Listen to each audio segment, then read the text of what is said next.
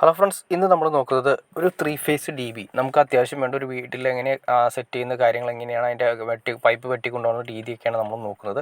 ഇതിപ്പോൾ 3 face D B വയ്ക്കാനുള്ള സ്പേസാണ് നമ്മൾ വിളിച്ചിരിക്കുന്നത്. ഏകദേശം ഒരു 18 ഇഞ്ചിനോളം പൊഴിച്ചിട്ടാണ് നമ്മൾ ആ ഭിത്തി തന്നെ മൊത്തം എടുത്ത് കളയുന്നതാണ് നല്ലത്. കാരണം 3 ഫേസ് ഡി ബി ആയതുകൊണ്ട് ബാക്ക് സൈഡ് നിസ്സാരം ഒരു 2 ഇഞ്ച് കനം മാത്രമേ വരുന്നുള്ളൂ. അപ്പോൾ നമുക്ക് ഡി ബി ഉറപ്പിക്കാനും കാര്യങ്ങളൊക്കെ തേപ്പിന് മുമ്പ് ഡി ബി ഉറപ്പിക്കുന്നതിനും കാര്യങ്ങൾക്കൊക്കെ ബാക്ക് ഫുൾ എടുത്ത് കളയുകയാണെങ്കിൽ ഏറ്റവും ബെറ്റർ ആയിരിക്കും. പിന്നെ അവിടെ നിന്ന് നമ്മൾ പൈപ്പ് വെട്ടിക്കൊണ്ടുപോകുന്നത് കണ്ടോ, ഓൾറെഡി കണ്ടോ, ജസ്റ്റ് ഒരു ചാല് പോലെ തന്നെയാണ് പൈപ്പ് പോലെ വിടുന്നത്. നമുക്ക് മുകളിലേക്കുള്ള സർക്യൂട്ട് നേരെ വാർക്ക് തുളച്ച് മുകളിലേക്ക് കയറ്റി അല്ലാതെ വരുന്ന സ്ഥലത്തേക്ക് ഒരു 3 പൈപ്പ് 1 ഇഞ്ച് പൈപ്പ് വരാവുന്ന രീതിയിലാണ് നമ്മൾ വെട്ടിക്കൊണ്ടുപോകുന്നത്. 3 പൈപ്പ് അല്ലെങ്കിൽ ഒരു 4 പൈപ്പ് 1 ഇഞ്ച് പൈപ്പ് വരുന്നു. അത് പല സെക്ഷനിലേക്ക് ഓരോ റൂമിലേക്കും അതുപോലെ തന്നെ ഹാളിലേക്കും പല സ്ഥലത്തേക്കായിട്ട് കൺവേർട്ട് ചെയ്ത് പോകുന്നു. അപ്പോൾ പൈപ്പിൻ്റെ എണ്ണം കുറഞ്ഞ് പോകുന്ന അറ്റത്തേക്ക് പോകും തോറും പിന്നെ ആ പോകുന്ന സ്ഥലത്ത് നമുക്ക് അത്യാവശ്യം 4 ബോക്സ് വയ്ക്കാനുള്ള ഓപ്ഷൻസ് നമ്മളവിടെ കുത്തിയിടുന്നുണ്ട്. 4 ബോക്സുകൾ വെച്ചിട്ടാണ് നമ്മൾ കൊണ്ടുപോകുന്നത്. 4 ബോക്സ് വെക്കുന്നതാണ് നല്ലത്. കാരണം ഭാവിയിൽ നമുക്ക് എന്തെങ്കിലും വയറോ കാര്യങ്ങളൊക്കെ വലിച്ചെടുക്കണമെങ്കിലെല്ലാം ഏറ്റവും നല്ലത് 4 PVC ബോക്സ് വെച്ച് ചെയ്യുന്നത് തന്നെയാണ് നല്ലത്. പിന്നീട് ഒരു സീലിംഗ് ഒക്കെ ചെയ്യണമെങ്കിൽ തന്നെയാണ് സിമ്പിളായിട്ട് നമുക്ക് കൈകാര്യം ചെയ്യാൻ പറ്റും. അല്ലാതെ നമ്മൾ ജംഗ്ഷൻ വെച്ച് ചെയ്തിട്ടുണ്ടെങ്കിൽ ജംഗ്ഷനിൽ മാക്സിമം കൊടുക്കാവുന്ന പൈപ്പ് വൺ സൈഡിൽ നിന്ന് ഏകദേശം 2 പൈപ്പും ഔട്ട് പോകുന്ന 2000 വരുന്നത്. പക്ഷേ 4 കൊടുക്കുകയാണെങ്കിൽ നമുക്ക് അതിൻ്റെ അകത്തുനിന്ന് 1 ഇഞ്ച് പൈപ്പ് തന്നെ 1 ഇഞ്ച് പൈപ്പ് നമുക്ക് 3 വൺ സൈഡിൽ കയറാൻ പറ്റും.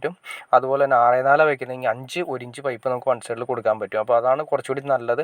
സെപ്പറേറ്റ് വയറുകൾ സെപ്പറേറ്റ് റൂമുകളിലേക്കാണെങ്കിലും കിച്ചണിലേക്കാണെങ്കിലും പവർ സർക്യൂട്ട് ആണെങ്കിലും AC ആണെങ്കിലും സെപ്പറേറ്റ് നമുക്ക് കൊടുക്കാം.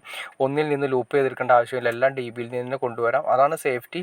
അത്രയും MCBകൾ നമ്മൾ യൂസ് ചെയ്യുന്നുണ്ട്. ഏകദേശം 3 ഫേസ് DB എന്ന് പറയുമ്പോൾ 6 വേ DB ആണെങ്കിൽ ഏകദേശം 6 3 18 എന്ന് പറയുമ്പോൾ 18 MCB 18 സർക്യൂട്ട് ഒരു വീട്ടിൽ നമ്മളുണ്ടെങ്കിൽ ആ 18 സർക്യൂട്ടിന് സെപ്പറേറ്റ് MCBകളാണ് നമ്മൾ കൊടുക്കുന്നത്.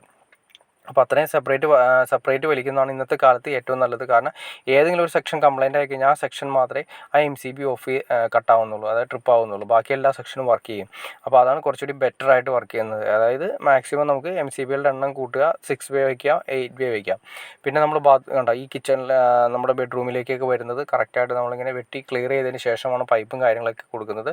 പിന്നെ നമ്മൾ ഈ ബെഡ്റൂമുകളിൽ പുതിയ സിസ്റ്റത്തിൻ്റെ രീതിയിൽ വേണമെങ്കിൽ നിങ്ങൾക്ക് എക്സോസ്റ്റ് കൊടുക്കുന്നത് നല്ലതാണ്. എക്സോസ്റ്റ് കൊടുത്തു കഴിഞ്ഞാൽ ബെറ്റർ ആയിരിക്കും. കാരണം ചൂടുള്ള സമയങ്ങളിൽ എക്സോസ്റ്റ് കൊടുത്തിട്ടുണ്ടെങ്കിൽ നമ്മുടെ റൂമിൻ്റെ എക്സോസ്റ്റ് ഓൺ ചെയ്തിട്ടുണ്ടെങ്കിൽ ആ സീലിങ്ങിൽ നിന്ന് വരുന്ന ഒരു ചൂടുള്ള സമയത്ത് സീലിങ്ങിൽ നിന്ന് വരുന്ന കാറ്റ് വരുന്ന ഫാനിൻ്റെ കാറ്റ് എന്ന് പറഞ്ഞാൽ ഭയങ്കര ചൂടുള്ള കാറ്റായിരിക്കും. അപ്പോൾ അതിനേക്കാൾ എക്സോസ്റ്റ് നമ്മൾ ഇട്ടിട്ട് ഓട്ടോമാറ്റിക്കായിട്ട് കൂളിംഗ് സിസ്റ്റം അത്യാവശ്യം ഒരു റൂമിൽ ഒരു ചെറിയൊരു കൂളിംഗ് എഫക്റ്റ് നമുക്ക് കിട്ടും.